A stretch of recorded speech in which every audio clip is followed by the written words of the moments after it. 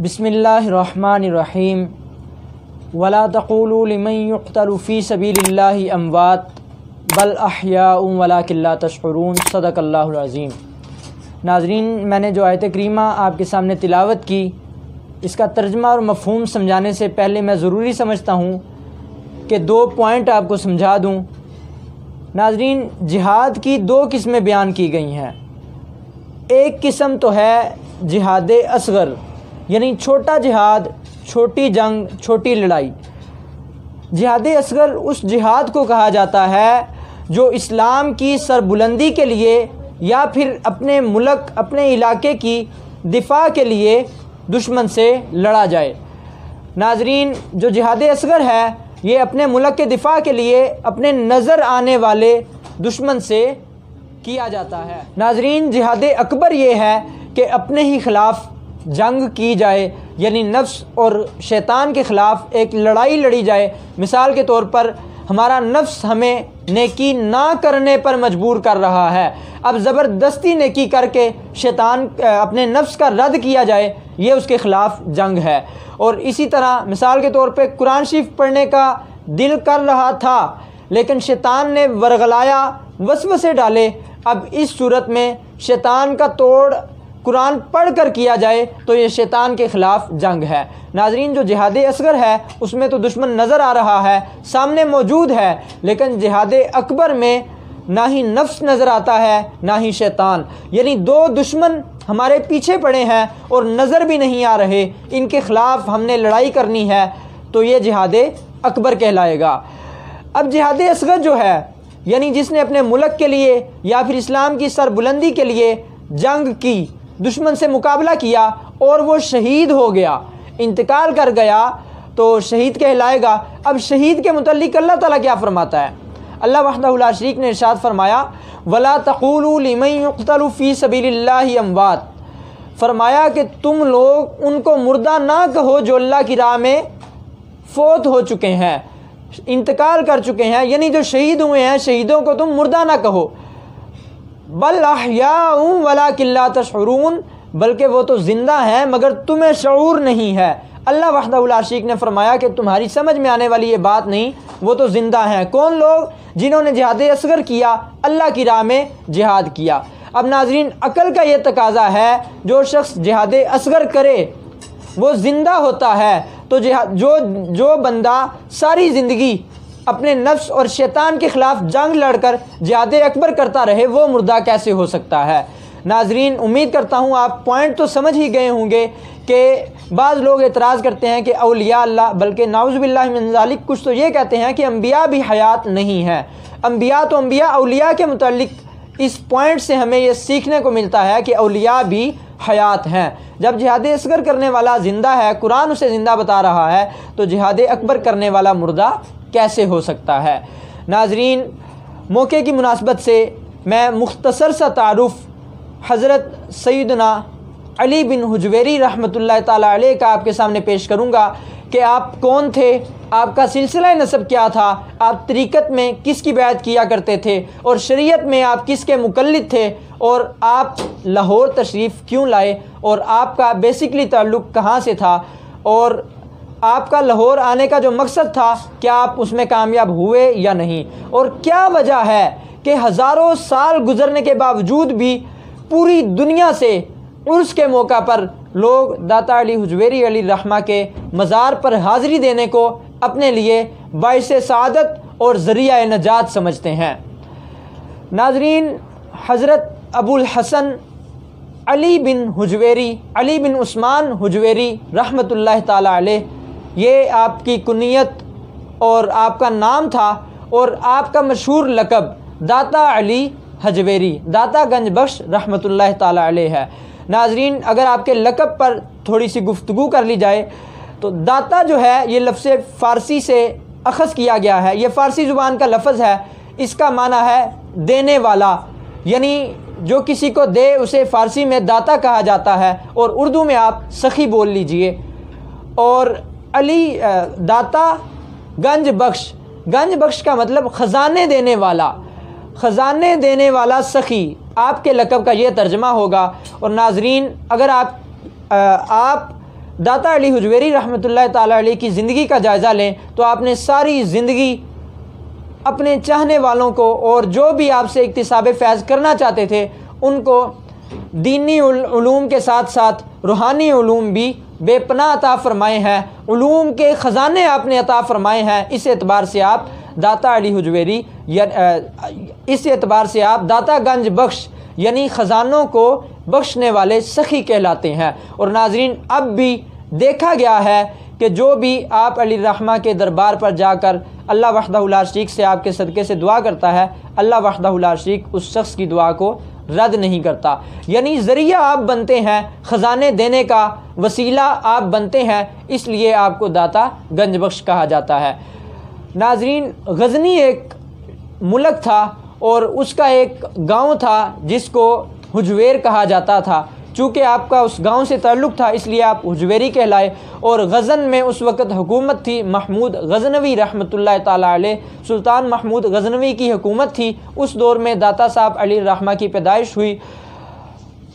نومبر کا مہینہ تھا اور 1009 عیسوی تھی جب آپ دنیا میں تشریف لائے، اور آپ کا جو سارا گھرانہ تھا سب کا سب علمی اور روحانی گھرانہ تھا۔ آپ کی والدہ کو دیکھا جائے، آپ کے والد کو دیکھا جائے، آپ کے ماموں جان کو دیکھا جائے، سب علمی ہونے کے ساتھ ساتھ روحانی بھی تھے، روحانیت سے بھی آپ کا تعلق تھا، اور آپ کے والدین اور ماموں جان کی خصوصی شفقتوں اور محنت کے سبب آپ علیہ الرحمہ نے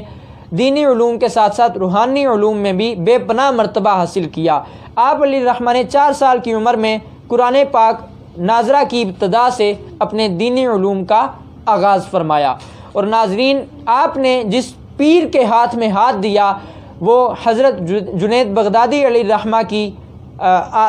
حضرت جنید بغدادی علیہ الرحمہ کے سلسلے میں سے تھے، اور آپ کے سلسلہ نسب کی بات کی جائے یعنی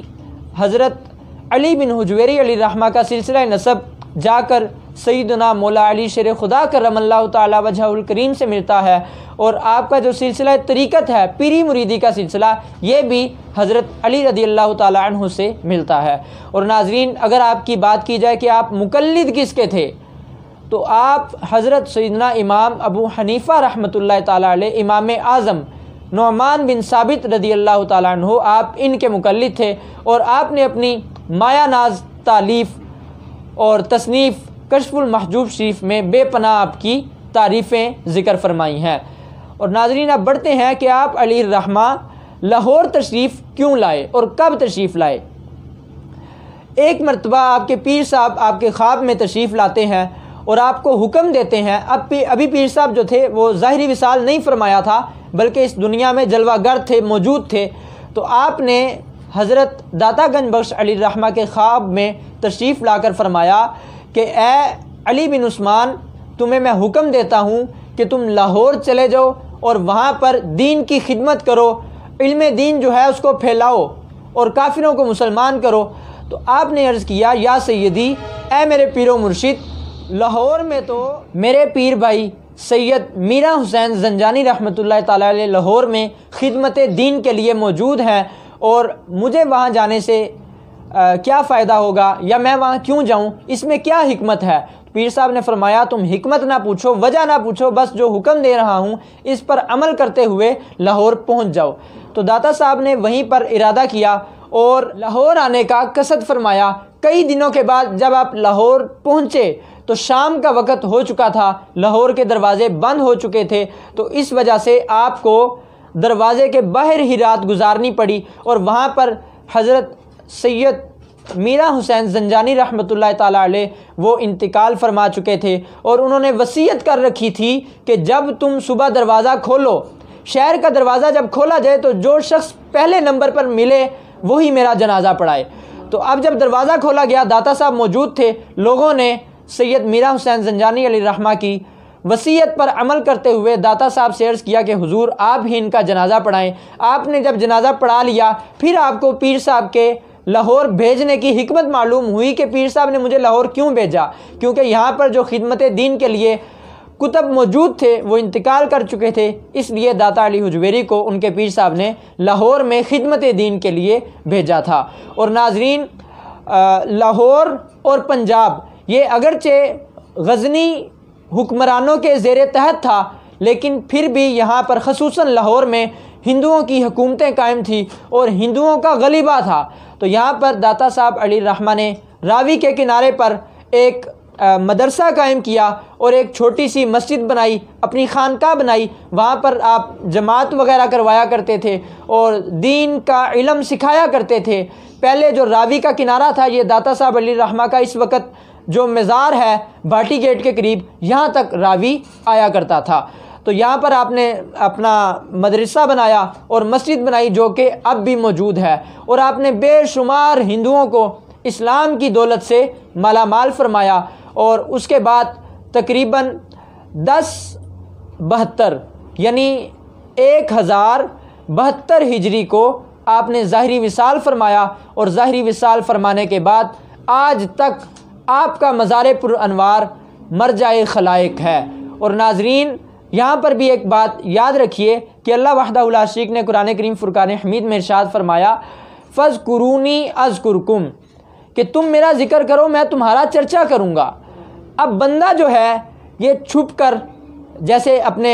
سلف صالحین تھے، صوفیاء تھے، یہ غاروں میں جا جا کر چھپ کر اللہ وحدہ لا شریک کی عبادت کرتے تھے، لیکن ان کے ظاہری وصال کے بعد لوگ پتہ نہیں کہاں کہاں سے ان کے مزارات پر آیا کرتے تھے۔ کیونکہ انہوں نے اللہ وحدہ لا شریک کا ذکر کیا، تو اللہ وحدہ لا شریک نے تمام اہل ایمان کے دلوں میں ان کی محبت کو ڈال کر ان کا چرچا کیا، کیونکہ اللہ وحدہ لا شریک نے وعدہ فرمایا تھا کہ تم میرا ذکر کرو گے تو میں تمہارا چرچا کر دوں گا۔ تو داتا علی حجویری نے ساری زندگی اللہ وحدہ لا شریک کا ذکر کیا اور اللہ کی رضا کے لیے مسلمانوں کو علم دین سکھایا اور روحانی فیوز و برکات لٹائے، اور اس کے علاوہ جو مسلمان نہیں تھے انہیں اسلام کی دولت سے نوازا۔ اس لیے آج تک آپ کے مزار پر انوار پر لوگوں کے ہجوم کی کمی نہیں ہوتی، بلکہ جب بھی دیکھا جائے اس وقت چاہے سردی ہو یا گرمی ہو، دن کا وقت ہو یا رات کا وقت ہو، آپ کے مزار پر لوگوں کا ہجوم ہی نظر آتا ہے، کیونکہ آپ نے اللہ کو یاد کیا۔ تو اب اللہ وحدہ لا شریک لوگوں کی زبانوں سے داتا علی حجویری کی تعریف کروا کے آپ کا چرچا کروا رہا ہے۔ اور ناظرین، اولیاء اللہ جو ہیں ان کے متعلق اگر یہ کہا جائے کہ اپنے ظاہری وصال سے پہلے یہ عطا کر سکتے تھے کیونکہ تب یہ حیات تھے، لیکن ظاہری وصال کے بعد یہ کچھ عطا نہیں کر سکتے، تو ناظرین ایسا نظریہ رکھنے والے بہت بڑی غلطی پر ہے، کیونکہ ہر ذی شعور یہ جانتا ہے، اہل علم اور اہل عقل یہ جانتا ہے کہ انسان کے دنیا سے رخصت ہو جانے کے بعد اس کا جسم مردہ ضرور ہو جاتا ہے، لیکن اس کی روح جو ہے وہ نہیں مرتی۔ تو جب بندہ ظاہری وصال سے پہلے دنیا میں اپنی زندگی بسر کر رہا ہوتا ہے تو روح جو ہے وہ بدن کے ساتھ ایک تعلق رکھتی ہے اور دنیاوی معاملات کو نبھانے میں مصروف ہوتی ہے، اس لیے اپنے چاہنے والوں کی طرف توجہ کم دے پاتی ہے۔ لیکن جب ظاہری وصال ہو جاتا ہے، روح بدن سے جدا ہو جاتی ہے، اب تو روح آزاد ہو گئی، تو اب ان کی جو قدرت ہے اور ان کے کمالات ہیں ان میں اللہ وحدہ لا شریک کی طرف سے اضافہ ہو جاتا ہے۔ جیسے وہ دنیا میں نوازا کرتے تھے، اب ظاہری وصال کے بعد وہ زیادہ نوازنے لگ جاتے ہیں، زیادہ عطا کرنے لگ جاتے ہیں۔ اور یہ بات میں یوں ہی نہیں کر رہا، بلکہ بخاری شریف کی حدیث مبارکہ ہے، حدیث قدسی ہے۔ حضرت ابو ہریرہ رضی اللہ تعالیٰ عنہ راوی ہیں، عن ابی ہریرہ رضی اللہ تعالیٰ عنہ قال قال رسول اللہ صلی اللہ تعالیٰ علیہ وآلہ وسلم ان اللہ تعالیٰ قال من عاد لی ولیا فقد آذنته بالحرب وما تقرب الی عبدی بشیء حتی احب الی مما افترضته علیہ ولا یزال عبدی یتقرب الی بالنوافل حتی احبہ